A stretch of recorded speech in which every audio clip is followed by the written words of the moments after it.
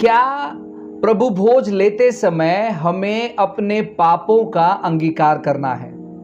बहुत सारी कलीसिया में लोग अनाउंसमेंट करते हैं प्रभु भोज लेने से पहले कि आप अपने अपने सारे पापों को मान लो।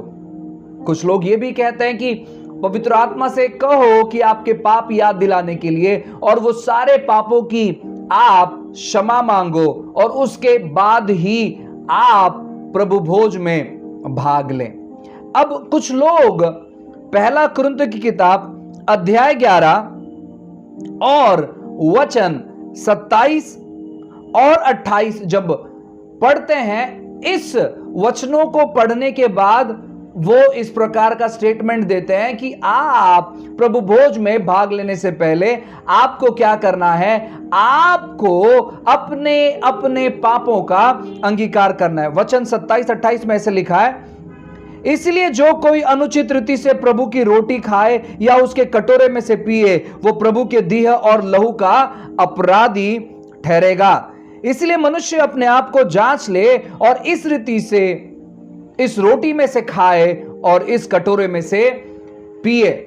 अब बाइबल कहते हैं कि मनुष्य अपने आप को जांच ले, और जब यह बात आता है तो मनुष्य क्या करता है? अपने आप को जांचने लगता है। लेकिन मैं आपको बताना चाहता हूं ना प्रियो, कि यहां पर पौलुस अपने आप को जांचने के बारे में नहीं कहता है। देखो 28 नंबर के वचन में ऐसे लिखा है, इसलिए मनुष्य अपने आप को जांच ले और इस रीति से इस रोटी में से खाए और इस कटोरे में से पिए।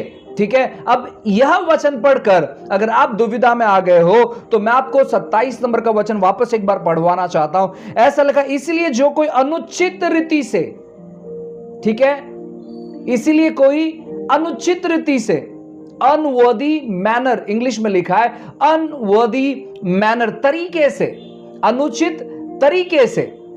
अब जब पौलुस बात करता है अनुचित तरीके से, तो आपको यह समझना चाहिए, क्योंकि उस समय प्रेरितों के काम में जब आप पढ़ोगे ये पूरे प्रभु भोज के संदर्भ में जो वचन लिखे हुए हैं, वचन 20 से अगर आप पढ़ोगे या तो फिर 17 से जब आप पढ़ोगे तो आपको पता चलेगा। 22 नंबर के वचन में ऐसे लिखा, क्या खाने पीने के लिए तुम्हारा घर नहीं? यानी लोग वहां पर पेट भरने के लिए आते थे, प्रभु भोज लेने के लिए नहीं, परमेश्वर के प्रभु यीशु के मृत्यु को स्मरण करने के लिए नहीं, लेकिन वो पेट भरने के लिए यहां पर आते थे। और उसी के वजह से पौलुस क्या कहता है कि तुम्हें क्या करना है, तुम किस तरीके से लेते हो उसको जांचो। अपने पापों के अंगीकार करने के बारे में यहां पर बिल्कुल नहीं कहता है। यहां पर आपको क्या करना है मालूम है क्या?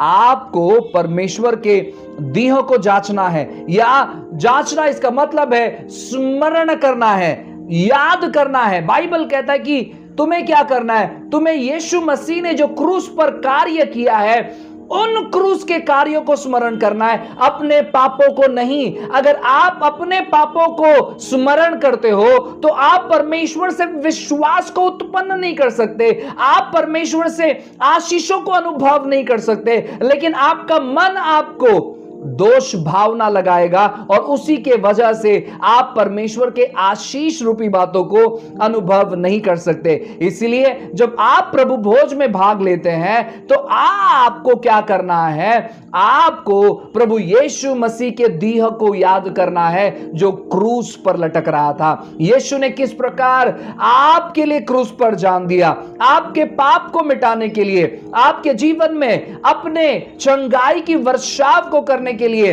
आपको परमेश्वर से एक करने के लिए जो क्रूस पर उन्होंने जान दिया है, उस चीजों को आपको स्मरण करना है। यहां पर आपको अपने पापों को स्मरण नहीं करना है, क्योंकि बाइबल आपको कहीं भी नहीं बताती है कि आप अपने पापों को याद कर कर यहां पर क्षमा मांगे। यहां पर हम प्रभु को स्मरण करना चाहिए, क्योंकि ये प्रभु का भोज है, इसलिए आपको प्रभु को स्मरण करना है।